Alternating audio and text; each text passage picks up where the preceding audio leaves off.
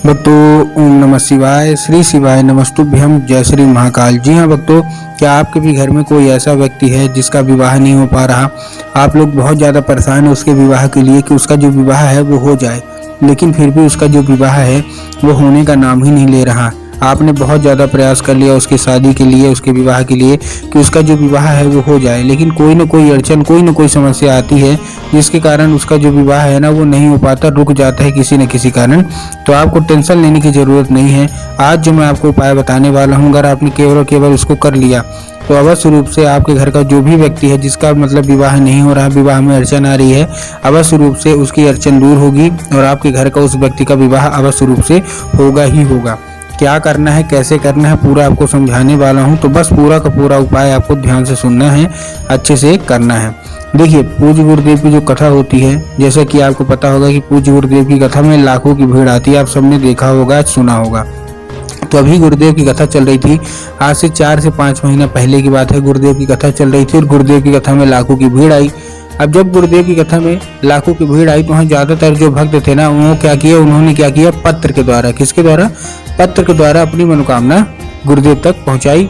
अब जब गुरुदेव के पास पत्र पहुंचा और गुरुदेव ने पत्र पढ़ा तो वहाँ गुरुदेव ने देखा कि ज्यादातर लोगों की क्या है, एक ही मनोकामना है। क्या मनोकामना है कि गुरुदेव, हमारा जो बच्चा है ठीक, उसका विवाह नहीं हो पा रहा, बहुत ज्यादा अड़चने आ रही हैं, बहुत ज्यादा समस्या आ रही हैं और उसका जो विवाह है वो नहीं हो पा रहा। हर एक चीज ठीक चल रही होती है, लेकिन अंत में आके कुछ न कुछ ऐसा होता है जिसके कारण उसका जो विवाह है ना वो रुक जा रहा है। कृपया करके कोई उपाय बता दें ताकि उसका जो विवाह है वो अच्छे तरीके से संपन्न हो जाए। अब जब गुरुदेव ने ये देखा तब गुरुदेव ने 2 से 3 उपाय बताए और कहा केवल और केवल ये उपाय कर लेना। गुरुदेव ने उपाय इसलिए भी बताया क्योंकि पत्र में कुछ ऐसा भी लिखा था कि गुरुदेव, हमारे घर वो जो व्यक्ति है उसकी जो उम्र है वो गुजरती जा रही है, कोई 30 साल का हो गया है, कोई 35 साल का हो गया, यहाँ तक कि कोई 40 45 साल तक के भी लोग हो गए हैं और उनका विवाह नहीं हो पा रहा है। कृपया करके कोई उपाय बता दें।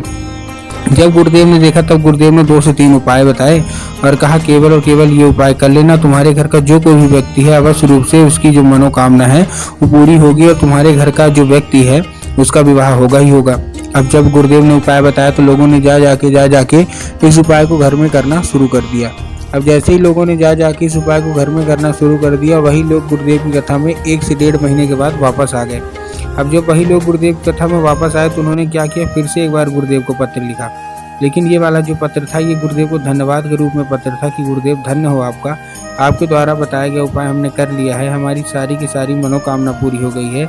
हमारे घर का जो व्यक्ति था जिसका विवाह नहीं हो पा रहा था उसका विवाह पक्का हो गया है, आपका कोटि कोटि धन्यवाद। तो देखिए, जो लोग मेरी आवाज़ सुन रहे हैं ना, अगर आपको भी जानना है कि आखिर ऐसा कौन सा उपाय है जिसको करने मात्र से लोगों की सारी जो इच्छा है, मनोकामना पूरी होती है, तो चलिए हम बताते हैं आपको आज की इस वीडियो के माध्यम से कि आपको करना क्या है। लेकिन उससे पहले चैनल पे अगर पहली बार आए हैं और आवाज़ मेरी पहली बार सुन रहे हैं तो वीडियो कर दें लाइक और चैनल को भी कर लें सब्सक्राइब, ताकि पूजनीय पंडित प्रदीप जी मिश्रा के रोज नए नए उपाय जो कि मैं उनकी कथा से सुनता हूँ, श्रवण करता हूँ, सबसे पहले मैं आपको प्राप्त करा सकूँ। ठीक, तो देखिए, जो हमारा सबसे पहला उपाय है, सबसे पहला उपाय में आपको क्या करना है, इस उपाय में आपको सबसे पहले क्या करना है, आपको लेना है 3 काली मिर्च और 1 धतूरा। क्या क्या लेना है, 3 काली मिर्च लेना है और 1 धतूरा लेना है। अब देखिए, काली मिर्च और काली तिल में बहुत सारे लोग कंफ्यूज हो जाते हैं कि काली मिर्च लेना है कि काली तिल लेना है, इसलिए गुरुदेव ने साफ साफ बताया कि आपको क्या लेना है, आपको लेना है काली मिर्च। ठीक, काली मिर्च आपने ले लिया, उसके साथ साथ आपको 1 धतूरा चाहिए। ठीक, ले लिया, धतूरा भी ले लिया। अब आप पहुंच जाइए सीधा शिव मंदिर। अब जैसे आप शिव मंदिर पहुंचेंगे आपको दक्षिण दिशा में खड़े होना है और उत्तर की ओर अपना चेहरा कर लेना है।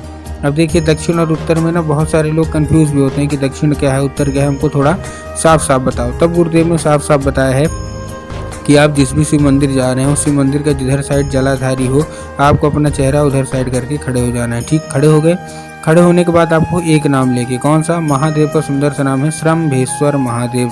तो बस आपको करना क्या है, श्रम्भेश्वर महादेव का नाम लेके उन्हीं का स्मरण करके आपको चुपचाप क्या कर देना है, आपको अर्पित कर देना है। बस पूज्य गुरुदेव कहते हैं कि अगर आपने श्रम्भेश्वर महादेव का ये उपाय कर लिया और तो महादेव अवश्य रूप से प्रसन्न होंगे ही होंगे। ठीक है, ये था हमारा कौन सा, ये था हमारा पहला उपाय।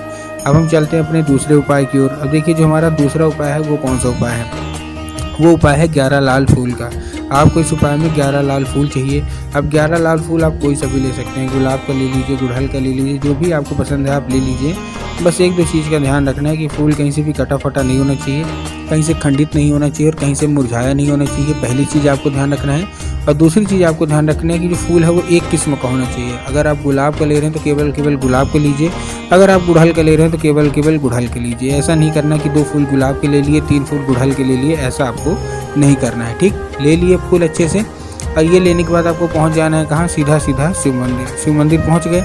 अब आपको क्या करना है, आपके दिमाग में आया होगा कि जाएंगे बाबा भोलेनाथ के ऊपर अर्पित कर देंगे, जो कि पूर्णतः गलत है। आपको बाबा भोलेनाथ के ऊपर अर्पित नहीं करना, आपको माता शोक सुंदरी के ऊपर अर्पित करना है। अब देखिए, जिसको पता है कि माता शोक सुंदरी की जगह कहाँ होती है उनका तो ठीक, लेकिन बहुत सारे ऐसे लोग हैं जिनको यही नहीं पता कि माता शोक सुंदरी की कहाँ जगह होती है। तब गुरुदेव ने बताया कि जो जलाधारी है, जलाधारी के दाएं मतलब राइट साइड में माता शोक सुंदरी की जगह होती है। तो बस आपको करना क्या है, माता शोक सुंदरी की जगह पे आपको माता का नाम लेके उन्हीं का स्मरण करके आपको चुपचाप क्या कर देना है, आपको अर्पित कर देना है। बस पूज्य गुरुदेव कहते हैं कि अगर माता शोक सुंदरी आपसे प्रसन्न हो गई तो अवश्य रूप से आपकी जो कोई भी इच्छा मनोकामना है वो पूरी होनी ही होनी है।